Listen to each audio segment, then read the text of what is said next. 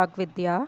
आज का टॉपिक है बेटा रासायनिक अभिक्रियाओं के प्रकार। ये चैप्टर नंबर 1 आपका कंटिन्यूएशन चल रहा है, उसमें हम आज रासायनिक अभिक्रियाओं के प्रकार पढ़ेंगे। टॉपिक स्टार्ट करने से पहले बेटा मैं सबसे रिक्वेस्ट करूंगी कि आप चैनल को सब्सक्राइब कीजिए, लाइक कीजिए और ज़्यादा से ज़्यादा शेयर कीजिए। साथ में अपने सजेशंस भी दीजिएगा कमेंट बॉक्स में। तो आज के टॉपिक में हम सिर्फ संयोजन अभिक्रिया को विस्तार में समझेंगे और संयोजन अभिक्रिया के साथ साथ ऊष्माक्षेपी अभिक्रिया को भी समझेंगे। तो आइए बेटा हम पहले अपनी एनसीईआरटी बुक में देखते हैं रासायनिक अभिक्रियाओं के प्रकार। चैप्टर नंबर 1 चल रहा है ये, ठीक है। तो आपने देखा कि रासायनिक अभिक्रिया के डिफरेंट जो है 5 प्रकार आपकी बुक में दिए गए हैं। उसमें से आज हम सबसे पहले पढ़ने वाले हैं संयोजन अभिक्रिया। संयोजन जैसा कि नाम बता रहा है, इसमें जुड़ते हैं। संयोजन का नॉर्मल मीनिंग होता है जुड़ना, ठीक है। तो संयोजन अभिक्रिया में फिर 2 या 2 से अधिक अभिकारक जुड़ेंगे। तो आइए हम आगे चैप्टर में देखते हैं जल्दी से कि आपको यहाँ एक पिक्चर में दिखाया गया है जल के साथ कैल्शियम ऑक्साइड की अभिक्रिया से बुझे हुए चूने का निर्माण, ठीक है। और इसकी जो अभिक्रिया है वो आपको यहाँ पर दर्शाई गई है कि कैल्शियम ऑक्साइड, जो कि हम बिना बुझा हुआ चूना उसके नाम से भी जानते हैं, उसकी जब जल के साथ अभिक्रिया कराई गई बेटा, तो आप देखेंगे कि यहाँ पर दोनों जो हैं वो जुड़ गए और इन्होंने क्या बनाया, कैल्शियम हाइड्रोक्साइड, जिसे हम बुझा हुआ चूना कहते हैं। और साथ में यहाँ पर ऊष्मा भी उत्पन्न हुई है। तो इस अभिक्रिया में बेटा कैल्शियम ऑक्साइड तथा जल मिलकर एकल उत्पाद बनाते हैं, कैल्शियम हाइड्रोक्साइड, ठीक है। कैल्शियम ऑक्साइड ने जल के साथ मिलकर एक उत्पाद बनाया, यानी ये जुड़ गया, संयोजन हो गया और क्या बनाया बेटा, कैल्शियम हाइड्रोक्साइड। ऐसी अभिक्रिया जिसमें 2 या 2 से अधिक अभिकारक मिलकर एकल उत्पाद बनाते हैं, निर्माण करते हैं, उसे संयोजन अभिक्रिया कहते हैं, ठीक है। तो ये आपकी है बुक में से डेफिनेशन। अब इसके बाद बेटा इसी अभिक्रिया को कंटिन्यू करते हुए एक बहुत इंपॉर्टेंट चीज़ यहाँ पर बॉक्स में दी गई है, इसको हम लास्ट में समझेंगे। सबसे पहले हम संयोजन अभिक्रिया को बहुत अच्छे से समझ लेंगे, उसके बाद लास्ट में ये टॉपिक डिस्कस करेंगे। तो संयोजन अभिक्रिया का एक और उदाहरण दिया हुआ है, जैसे कि कार्बन है वो ऑक्सीजन के साथ जब जुड़ेगा, यानी संयोजन हो रहा है इसका, तो वो कार्बन डाइऑक्साइड बनाएगा। साथ ही में बेटा दूसरा एग्जाम्पल है हाइड्रोजन, जो है गैस, वो ऑक्सीजन गैस के साथ जब रिएक्ट करती है, अभिक्रिया करती है, तो जल का निर्माण करती है। तो आप देखेंगे हाइड्रोजन और ऑक्सीजन ये दोनों अभिकारक जब जुड़ गए, इन दोनों का जब संयोजन हो गया, तब एकल उत्पाद यानी जल बना, ठीक है। तो सरल शब्दों में हम कह सकते हैं कि जब 2 या 2 से अधिक पदार्थ या तत्व या यौगिक संयोग करते हैं तो एकल उत्पाद का निर्माण करते हैं। ऐसी अभिक्रियाओं को संयोजन अभिक्रिया कहते हैं। लेकिन बेटा आपने देखा है कि इन अभिक्रियाओं में उत्पाद के निर्माण के साथ साथ ऊष्मा भी उत्पन्न होती है, ठीक है। तो इसलिए इन अभिक्रियाओं को ऊष्माक्षेपी रासायनिक अभिक्रिया भी कहते हैं। ऐसी अभिक्रिया जिसमें ऊष्मा का उत्पादन होता है वो ऊष्माक्षेपी रासायनिक अभिक्रिया होती है। जैसे कि यहाँ पे प्राकृतिक गैस का दहन दिखाया गया है, ये मिथेन CH4 फॉर्मूला होता है मिथेन का। ये एक प्राकृतिक गैस है, जब इसकी अभिक्रिया हुई ऑक्सीजन के साथ तो कार्बन डाइऑक्साइड गैस बनी, जल बना और साथ में आप देखेंगे ऊर्जा निकली, ठीक है। तो जब ऊर्जा निकलती है तो ऊष्माक्षेपी रासायनिक अभिक्रिया है। और इसके बाद बेटा आपको ग्लूकोज के बारे में बताया गया है, जो कि श्वसन एक ऊष्माक्षेपी अभिक्रिया है। श्वसन मतलब जो आप सांस लेते हैं, तो ये भी क्या है, एक ऊष्माक्षेपी अभिक्रिया है। उसका उदाहरण आपको यहाँ दिया गया है। और लास्ट में शाक सब्जियों का उदाहरण दिया गया है। जो सब्जियाँ होती हैं वो विघटित होकर कंपोस्ट बनाती हैं और साथ में ऊष्मा जो है वो उत्पन्न करती हैं, इसलिए वो भी ऊष्माक्षेपी अभिक्रिया है। तो आइए अब इन्हें विस्तार में समझ लेते हैं बेटे। तो बेटा संयोजन अभिक्रिया, जैसा कि नाम बता रहा है, संयोग हो रहा है। संयोजन का मतलब जुड़ जाना, ठीक है। प्लस माइनस करते हैं आप, तो जिसमें प्लस करते हैं, जब प्लस करते हैं तो इसका क्या मतलब होता है, आप 2 या 2 से ज़्यादा नंबर वो हैं जोड़ रहे हैं, ठीक है। तो संयोजन अभिक्रिया में 2 या 2 से अधिक उत्पाद वो जुड़ जाते हैं और जुड़कर मिलकर एक नया उत्पाद बना देते हैं।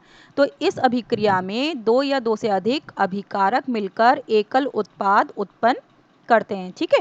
कोई भी 2 अभिकारक ले लीजिए, रासायनिक अभिक्रिया आपको पता है ना, जैसे ये ए है ये बी है, तो लेफ्ट हैंड साइड पे क्या होता है, अभिकारक लिखते हैं बेटे, राइट। और राइट हैंड साइड पे क्या लिखते हैं, उत्पाद लिखते हैं। यहाँ पर ये उत्पाद होगा। तो आप इस रिप्रेजेंटेशन में देख रहे हैं कि 2 अभिकारक हैं ए और बी, ये दोनों जब जुड़ गए तो इन्होंने एक नया उत्पाद बना दिया सी, ठीक है। तो आप इसको इस तरह से भी लिख सकते हैं, A प्लस B ये दोनों जुड़कर एक उत्पाद बना रहे हैं जिसे AB हम बोल रहे हैं। ठीक है, तो उदाहरण में आप ये देखिए, जैसे कोयले का दहन, इसमें कार्बन, ये रहा ऑक्सीजन, ये हमारा B हो गया अभिकारक, इन दोनों का संयोजन हुआ तो क्या बना उत्पाद बेटा, कार्बन डाइऑक्साइड। इन दोनों के मिलने से, जुड़ने से ये बना है। तो आप देखेंगे ये रहा कार्बन और ये है ऑक्सीजन। ठीक है, इसी तरह से दूसरा है जल का निर्माण। तो एक अभिकारक है हमारा हाइड्रोजन, दूसरा अभिकारक है हमारा ऑक्सीजन, ये दोनों जब जुड़ गए तब हमारा जल बना। ठीक है, H2O, क्योंकि ये थोड़ा स्लाइड में रिप्रेजेंटेशन में इस तरह से नंबरिंग हो जाती है बेटा, H2O का फॉर्मूला ये होता है, इस तरह से हम इसे लिखेंगे। ठीक है, तो आप देखेंगे हाइड्रोजन ये रहा, ऑक्सीजन ये रहा, तो एकल उत्पाद बन गया AB। एक और एग्जाम्पल हम लेते हैं यहाँ पे, कैल्शियम ऑक्साइड, एक उत्पाद अभिकारक ये है और दूसरा अभिकारक है जल। ठीक है, तो जब ये दोनों जुड़े तो इनसे क्या बना बेटा, कैल्शियम हाइड्रोक्साइड। राइट, तो ये इन सभी अभिक्रियाओं में आप देख रहे हैं कि कोई भी अभिकारक है, यानी एरो से लेफ्ट हैंड साइड, वो सब क्या है, जुड़ रहे हैं और जुड़कर मिलकर एक कॉमन नया उत्पाद बना रहे हैं। ठीक है, दो से अधिक भी हो सकते हैं।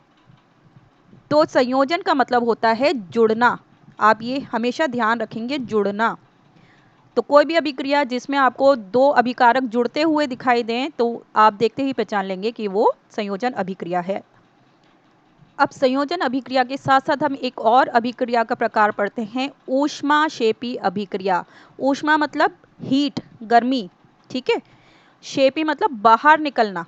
तो ऐसी अभिक्रिया जिसमें ऊष्मा बाहर निकलती है, यानी ऊर्जा साथ बाहर निकलती है, तो वो ऊष्माक्षेपी अभिक्रिया होती है बेटा। तो जिन अभिक्रियाओं में ऐसा होता है, कुछ अभिक्रियाओं में जैसे अभिकारक हैं वो जुड़ रहे हैं, एक उत्पाद बना रहे हैं, लेकिन जब उत्पाद बना रहे हैं तो इसके साथ साथ ऊष्मा भी बाहर निकल रही है। ठीक है, तो ऐसी अभिक्रियाओं को जिनमें ऊष्मा भी निकल रही है साथ में, तो हम उन्हें क्या बोलते हैं, ऊष्माक्षेपी अभिक्रिया बोलते हैं। जैसे कि प्राकृतिक गैस का दहन, ये आपने अपनी एनसीईआरटी में देखे थे दोनों एग्जाम्पल्स। तो प्राकृतिक गैस, इसमें मिथेन ली गई है यहाँ पर, एक अभिकारक ये है, दूसरा अभिकारक ये है। ठीक है, इन दोनों को मिलाकर कौन सा, कार्बन डाइऑक्साइड और जल बना है, और साथ में इसके बेटे ऊष्मा निकली है। ठीक है, तो ये देखते ही आपको पता चल गया कौन सी अभिक्रिया है, ऊष्माक्षेपी अभिक्रिया।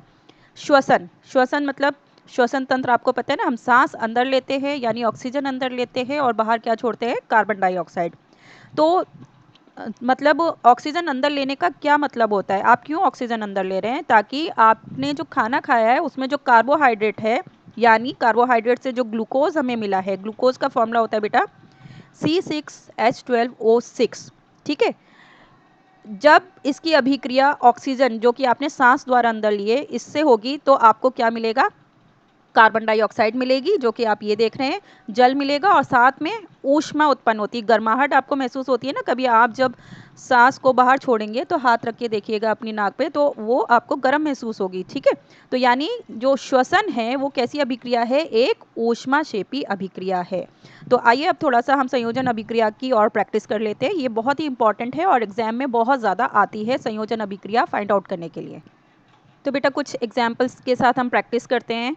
आप देखेंगे, अगर एक बहुत ही सिंपल है, देखते ही पता चल जाएगा, कार्बन जब ऑक्सीजन के साथ जुड़ा तो इसने कार्बन डाइऑक्साइड बनाई।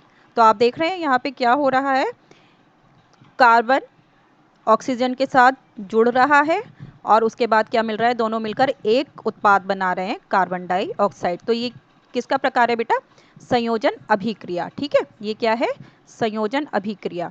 तो आपको एग्जाम्स में क्या होगा कि खाली अभिक्रिया दी गई होगी और आपसे कहा जाएगा कि पहचानिए ये कौन सी अभिक्रिया है।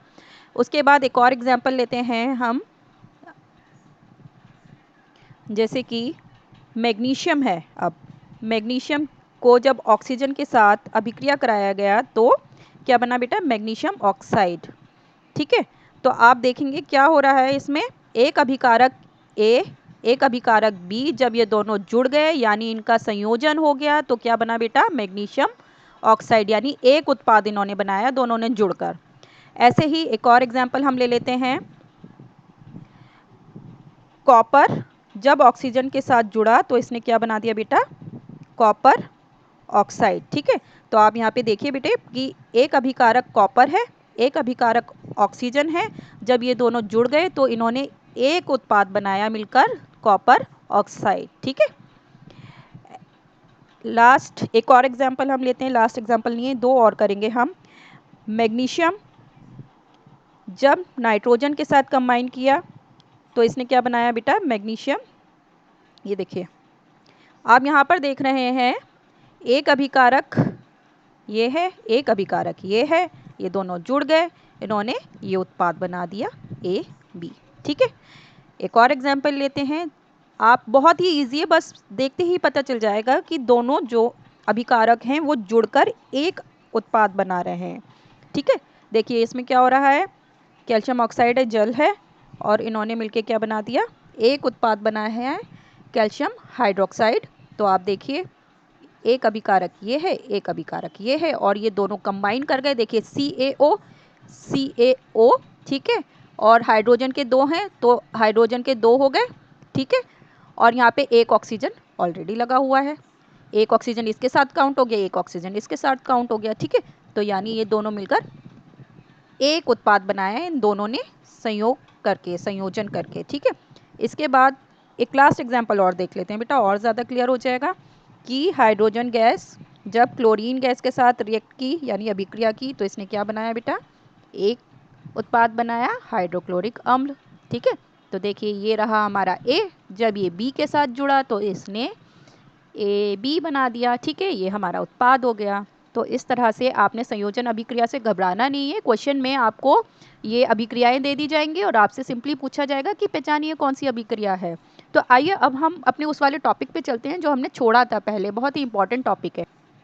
देखिए बेटा ये बहुत इंपॉर्टेंट है और इसमें से क्वेश्चन आता है कि एक हमने अभिक्रिया संयोजन अभिक्रिया पढ़ी थी जिसमें कैल्शियम ऑक्साइड, राइट, इसे हम बोलते हैं बेटा बिना बुझा हुआ चूना। जब ये जल के साथ अभिक्रिया करता है तो क्या बनाता है, बुझा हुआ चूना बनाता है, यानी कैल्शियम हाइड्रोक्साइड, और ऊष्मा रिलीज करता है। ठीक है, तो इस अभिक्रिया में क्या हुआ, अब इसके आगे एक स्टेप और अगर हो जाए, ये जो बुझा हुआ चूना है कैल्शियम हाइड्रोक्साइड, अगर इसकी अभिक्रिया बाद में कार्बन डाइऑक्साइड के साथ हो जाए तो बेटा क्या बन जाएगा, कैल्शियम कार्बोनेट बन जाता है। ठीक है, और ये कैल्शियम कार्बोनेट हमारे एक बहुत इंपॉर्टेंट प्रोसेस है, दीवारों की सफ़ेदी में काम आता है, तो उसे हम देखते हैं। देखिए यहीं पर हम इसको देख लेते हैं, कैल्शियम ऑक्साइड जो कि बिना बुझा हुआ चूना है, जब वो जल के साथ अभिक्रिया करा तो क्या बनाया, बुझा हुआ चूना जो कि कैल्शियम हाइड्रोक्साइड है, यानी कैल्शियम ऑक्साइड से पहले कैल्शियम हाइड्रोक्साइड बना है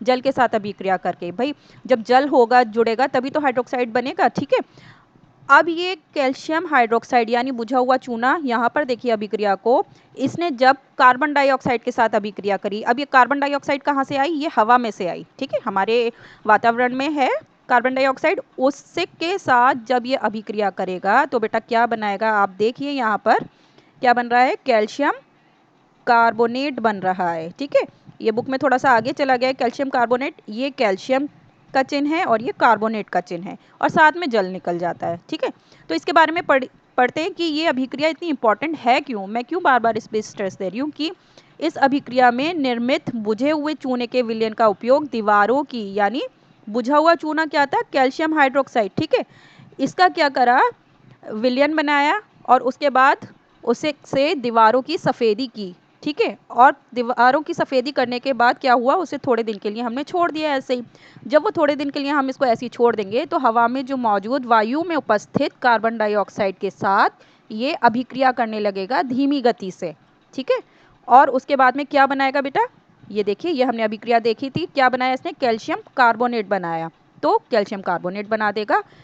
अब ये कैल्शियम कार्बोनेट क्या होता है, ये इससे दीवारों पर चमक आ जाती है। ठीक है, तो जो संगमरमर देखा है आपने, संगमरमर का जो पत्थर होता है यानी मार्बल जिसे आप आमतौर पे बोलते हैं इंग्लिश में, वो कैसे चमकदार होता है, तो वो भी कैल्शियम कार्बोनेट का बना होता है। तो वैसी ही सफ़ेदी पे चमक आ जाती है, हल्की हल्की शाइन आ जाती है। तो आपसे क्वेश्चन पूछा जाता है कि दीवारों पर चमक के लिए हम मतलब क्या कारण है, मतलब सफ़ेदी के पश्चात दीवारों पर चमक का कारण क्या है। ठीक है, तो उसमें आपको या तो MCQ वाले क्वेश्चन आ जाएगा, आपको एमसीक्यू दे दिया जाएगा कि भाई कैल्शियम कार्बोनेट है, कैल्शियम ऑक्साइड है, जो भी है वो आप बता सकते हैं। या फिर पूरा क्वेश्चन आ सकता है 2 या 3 नंबर का, जिसमें आपको ये पूरा समझाना पड़ेगा कि बिना बुझे हुए चूने से हम पहले बुझा हुआ चूना बनता है, बुझा हुआ चूने का जो उपयोग है वो दीवारों पर सफ़ेदी करते हैं, फिर उसे थोड़े दिन के बाद छोड़ दिया जाता है और वो उस दौरान हवा में उपस्थित कार्बन डाइऑक्साइड के साथ अभिक्रिया करके कैल्शियम कार्बोनेट बनाता है और इस कैल्शियम कार्बोनेट के कारण दीवारों पर चमक आ जाती है। तो आप अब समझ गए हैं इसका आंसर, अच्छे से कीजिएगा और वर्कशीट को, और साथ में आप चैनल को सब्सक्राइब कीजिए, लाइक कीजिए और ज़्यादा से ज़्यादा शेयर कीजिए। Thank you so much.